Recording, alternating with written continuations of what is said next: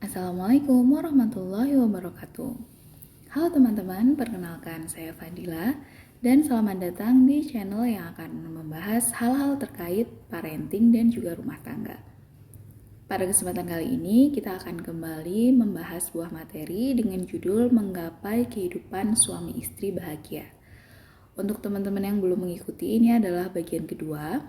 Jadi bagian ke-1 kemarin saya sudah menyampaikan bahwa materi kali ini itu saya ambil dari buku berjudul Kado Pernikahan Terindah karya Dr. Akram Rito. Buku ini saya rekomendasikan, bagus sekali untuk dibaca pasangan suami istri atau mungkin teman-teman yang mau menikah untuk bekal pernikahan dalam tentunya menghadapi masalah atau hal-hal yang nantinya akan dilewati setelah pernikahan ya. Penting sekali kita berilmu karena menikah itu kan adalah ibadah terlama. Jadi penting juga kita untuk berbekal. Nah, untuk teman-teman yang belum mengakses atau belum mengikuti part yang pertama, ini saya reviewkan sedikit bahwa kemarin sudah kita bahas bersama, yaitu 4 poin. Yang pertama, kita harus realistis kepada pasangan, terutama kekurangan dari pasangan itu sendiri. Jangan menuntut pasangan langsung bisa berubah dalam waktu sejam, 2 jam, sehari, 2 hari. Yang kedua, kita harus berhati-hati terhadap sindiran dan kecemburuan, karena kedua hal ini biasanya yang bisa merubah atau juga bisa merusak ya ikatan rumah tangga. Kemudian sebab-sebab kebosanan seperti melakukan hal-hal itu aja. Jadi kita bisa menghindari kebosanan itu misal dengan memberikan hadiah-hadiah kecil, mengajak pergi, melakukan acara bersama dan lain sebagainya. Dan jangan biarkan perselisihan berlarut hingga malam. Selesaikan perselisihan secepatnya, karena yang namanya suami istri pasti ada beda pendapat, ada beda opini, ada beda argumen, beda pengalaman yang dapat menimbulkan perselisihan. Mari kita lanjut ke poin yang kelima yang disampaikan oleh beliau dalam buku ini. Nasihatnya adalah cacat itu pada diri kita, jadi pada pasangan suami dan istri, bukan pada pernikahan. Maksudnya bagaimana? Keberhasilan pernikahan tergantung pada sosok pribadi dan pasangan ideal. Maksudnya di sini beliau menyampaikan bahwa setiap kita, pasangan suami atau istri, itu pasti memiliki sosok kriteria ideal pasangan kita ya. Mungkin ada yang sukanya itu vacation bareng-bareng, jalan-jalan. Ada yang ciri atau kriteria idealnya itu muslimah berjilbab panjang, atau ada yang bisa menutup auratnya lebih baik lagi dengan bercadar, ada yang suka laki-laki berjenggot gitu ya, dan lain sebagainya. Itu kita pasti punya sosok ideal. Nah, saat kita menikah, jika terjadi kegagalan, itu jangan menyalahkan pernikahannya. Misalkan setelah menikah ternyata kita telah meminta pasangan kita ini untuk menggapai sosok ideal kita. Jadi kan kita baru tahu pasangan kita sebenarnya setelah menikah ya teman-teman. Terus kita bantu bersama nih untuk mencapai sosok ideal kita. Contoh, sebelum menikah jilbabnya masih menutup dada aja, masih tipis. Setelah menikah nih suaminya pengen sosok idealnya itu adalah yang jilbabnya panjang, menutup sampai ke pantat misal. Seiring berjalannya waktu ternyata si perempuan ini tidak bisa mengikuti permintaan suaminya, atau bahkan malah adanya terjadinya cekcok dan lain sebagainya, dan terjadi kegagalan, naudzubillah ya. Maka ini jangan pernah menyalahkan pernikahannya, karena pernikahan itu sendiri adalah hal yang suci.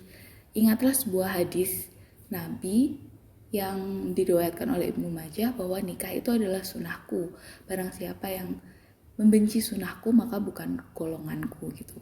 Jadi mungkin ada orang yang ngerasa ngapain lah nikah tuh ribet, harus ngikutin omongan orang, harus ribet ngurus anak, harus keluar dari zona nyaman kita, udah gak punya waktu me time dan lain sebagainya. Jadi jangan pernah salahkan pernikahannya, tapi lihatlah bahwa kekurangan itu, cacat itu ada pribadi masing-masing orang yang menjalankan. Kekurangan pasangan bukan untuk diumbar, tapi untuk dicarikan solusinya bersama. Jadi misal dalam tahap kita tadi menemukan pasangan ideal kita nih, Mungkin ada 1 atau 2 kali hal yang kurang berkenan di hati kita. Mungkin ada 1-2 kali kita ngerasa kurang cocok sama pasangan, bertengkar atau beda pendapat, maka tidak perlu diumbar. Cukup kita simpan rapi-rapi di dalam rumah tangga kita. Itu menjadi urusan kita. Kalau laki-laki ya itu menjadi PR karena Anda adalah pemimpin ya. Kalau perempuan ya itu tentu menjadi PR juga karena tugas kita adalah mengikuti atau taat kepada suami. Lanjut ke pembahasan yang keenam, jangan menipu, cinta saja tidak cukup. Jangan pernah berjanji jika kita akan selalu selaras dengan pasangan, artinya jangan gombal. Jangan pernah menyampaikan kalau kita tuh akan sehidup semati. Apapun yang kamu minta aku akan turuti. Kamu mau kemanapun aku akan ikut. Jangan pernah berucap seperti itu apalagi sebelum menikah. Kenapa? Karena pada kenyataannya kita akan memulai hidup yang belum pernah kita jalani sebelumnya. Jadi gerbang menikah itu kita gak akan pernah tahu loh nantinya akan seperti apa. Ada yang berliku, ada yang kayak roller coaster, ada mungkin yang lurus dulu terus baru turun terus naik gitu ya. Banyak sekali grafik-grafik atau ritme-ritme pernikahan. Setiap pasangan memiliki ritme tersendiri. Jadi jangan pernah berjanji suatu hal yang kita belum tahu ke depannya itu seperti apa. Gitu maksud dari beliau. Jujur dan terbukalah terhadap pasangan, apapun kondisi kita. Jadi misal setelah menikah, kita kan akan hidup nih 1 kali 24 jam, kemudian dikalikan 30 hari, kalikan 12 bulan dan lain sebagainya ya. Menahun lah ibaratnya bersama pasangan kita. Pasti pasangan kita selanjutnya akan tahu kita tuh wataknya seperti apa, kebiasaan kita tuh seperti apa, hal yang mungkin tidak kita sukai apa, hal yang kita sukai apa. Jadi penting juga kita terbuka, jangan sampai kita ingin memperlihatkan kebaikan kita terus, karena itu tidak mungkin. Kita pasti punya keburukan, mungkin bisa sampaikan kepada suami kita, Mas mungkin maaf ya, saya kalau tidur tuh biasanya giginya gemeletak karena biasanya saya overthinking. Nah, misalkan kayak gitu. Sampaikan aja kepada pasangan. Jangan sampai kita selalu menghindar dari kekurangan kita, pasangan kita tahu. Jadinya kan pasangan kita mengecap kita atau menilai kita sebagai orang yang kurang baik. Jika watak berselisih, cinta saja tidak cukup. Nah, ini adalah headline dari yang beliau sampaikan di awal, bahwa jika watak sedang berselisih, maka cinta saja tidak cukup. Teman-teman pernah gak sih memikirkan apa sih sebab perceraian? Sebab perceraian, padahal kan mereka pernah menikah ya dalam kondisi bahagia. Yaitu karena bisa jadi saat amarah mereka memuncak, mereka sudah tidak memikirkan lagi apa itu cinta. Cinta udah gak cukup bagi mereka karena watak mereka sedang berselisih. Tidak ada ketenangan jiwa untuk menyelesaikan, tidak ada keselarasan, tidak ada saling komunikasi yang baik. Maka itu pentingnya kita harus terbuka juga sama pasangan kita. Gak usah kita berjanji yang macam-macam karena kita belum tahu kehidupan pernikahan itu seperti apa. Nah, kurang lebih itu poin yang beliau sampaikan. Yang ketujuh, perlunya istri memperhatikan kewajibannya. Sebenarnya ini adalah kewajiban yang beliau maksud adalah urusan ranjang. Kebanyakan kegagalan pernikahan disebabkan karena ketidakpedulian istri atas kewajibannya. Na'udzubillah ya teman-teman, kalau misalkan ada pasangan suami istri yang hambar pernikahannya, itu karena urusan ranjangnya mungkin kurang diperhatikan oleh istri itu sendiri, sehingga na'udzubillah suaminya mencari orang-orang lain yang mau memenuhi kebutuhannya. Karena tidak bisa dipungkiri bahwa laki-laki itu memang harus terpenuhi ya kebutuhan biologisnya gitu. Berbeda mungkin dengan wanita yang lebih ke kebutuhannya, lebih ke perasaan, lebih ke diperlakukan dengan baik. Tapi kalau laki-laki mereka punya kebutuhan biologis yang lebih akan sering terpenuhi dibanding istri. Istri hendaknya memperlihatkan keelokan dirinya di hadapan suaminya. Nah, ini buat para wanita, yuk belajar coba deh. Kalau misalkan kita ngerasa badan kita lagi nggak nyaman, maka kita cepet-cepet mandi. Mungkin kalau suami kita mau ngedeketin, kita belum mandi, kasih jarak dulu, kasih waktu buat mandi gitu ya. Atau juga mulai berhias lah, minimal pakai bedak tabur, pakai foundation atau pakai serum gitu biar wajahnya lebih terlihat bersih. Carilah perawatan-perawatan yang terjangkau. Membahagiakan suami dan anak adalah prioritas istri dalam hidup berumah tangga. Jadi selain kita memenuhi kebutuhan suami dalam kebutuhan biologisnya ya, kita juga harus memperhatikan kehidupan anak-anak kita, karena itu adalah salah satu prioritas dari ibu rumah tangga.